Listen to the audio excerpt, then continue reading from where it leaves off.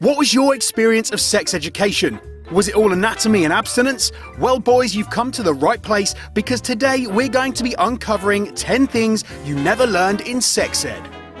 Number 10. Condoms. Other than learning how to put a condom on a banana and the basics of birth control, sex ed typically fails to educate boys about essential aspects of contraception. Take, for example, condom success rate.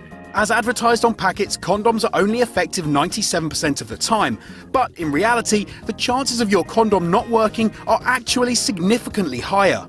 The 97% success rate, while technically correct, is stretching the truth thinner than a Durex Invisible.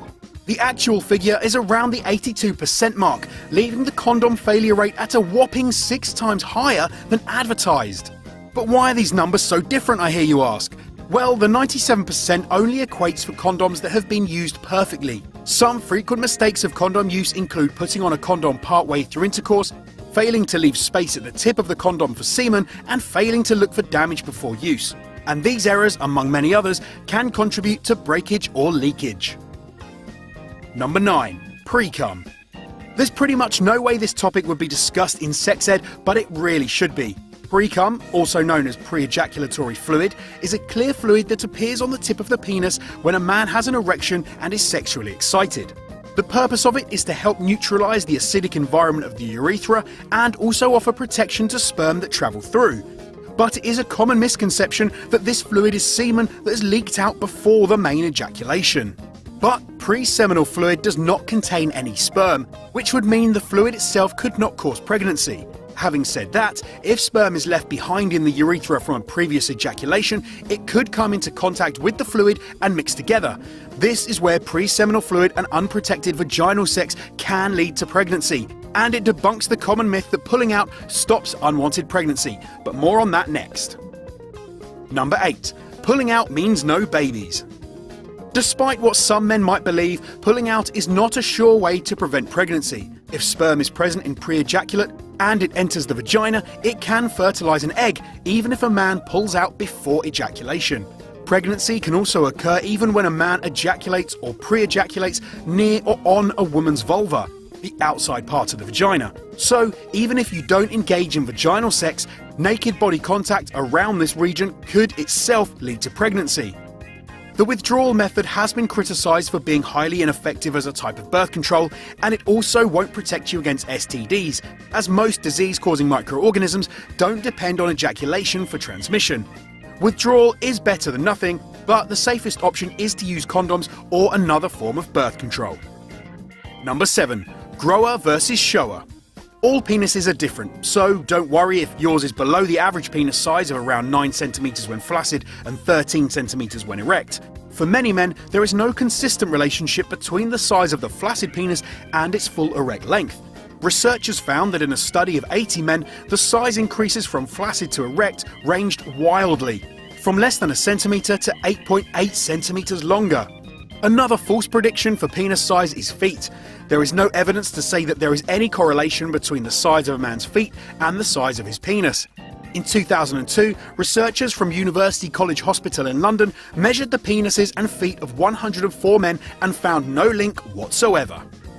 Number 6. Broken penis. While there is no penis bone per se, it is still possible to break your penis. In medical terminology, it's called a penile fracture, and as you've probably guessed, it's not a subtle injury.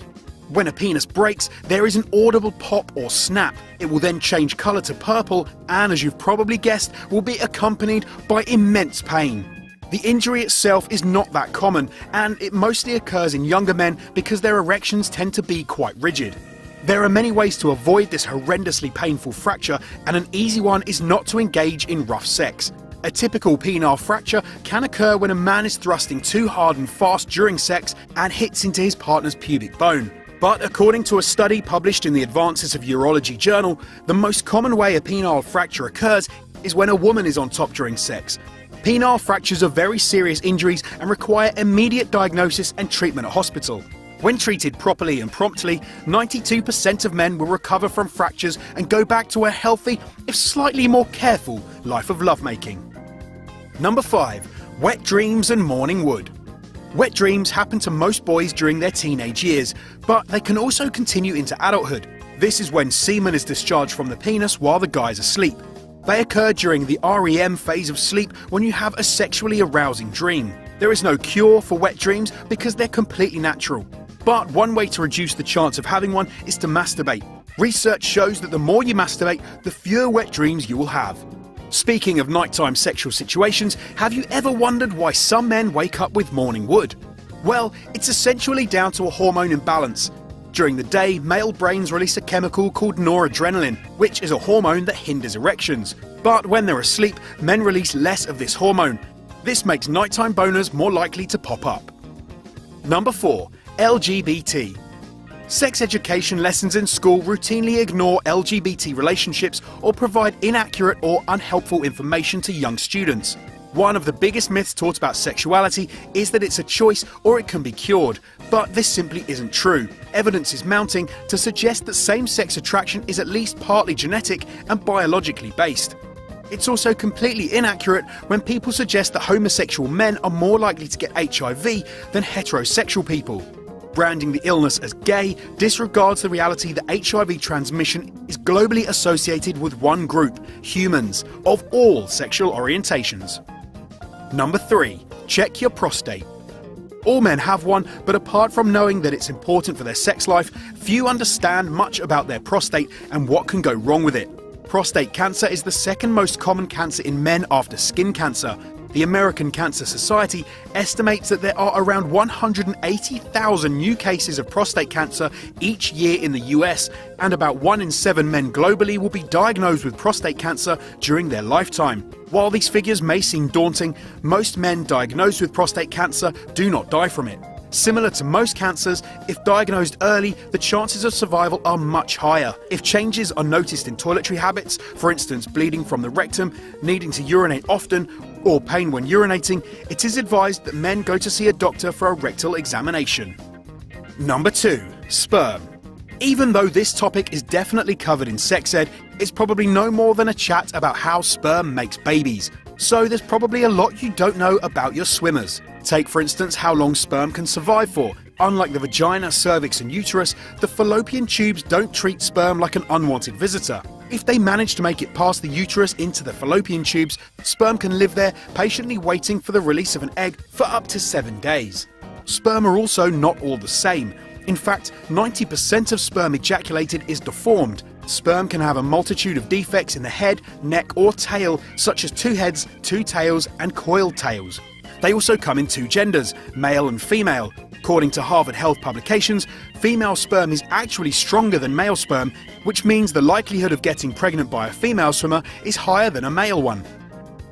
Number 1. The male G-spot. Ladies aren't the only ones with a G-spot, men have them too. The magic button in men is better known as the prostate gland, a walnut-sized organ shaped like a donut. It is located between the bladder and the rectum, beneath the seminal vesicle and surrounding the urethra. This gland is known as an unpaired male sex accessory gland, and it produces, stores and secretes a clear fluid that makes up 13 to 33% of seminal fluid. Accessed through the rectum, many men find prostate stimulation intensely arousing, but others find it painful and uncomfortable. There is no way to predict whether or not a man will enjoy it until he's tested it out. For men who do find it arousing, they can often achieve orgasm from prostate stimulation alone, while others enjoy prostate stimulation as an accompaniment to oral sex. So there you have it. Did you learn anything new? Let us know in the comments below. And don't forget to check out 10 Things You Never Learned in Sex Ed Girls Edition, where you can learn about female ejaculation, debunk a few myths about the hymen, and find out what the real success rate of the pill actually is. Be sure to check it out, and we'll see you next time. See you in a bit.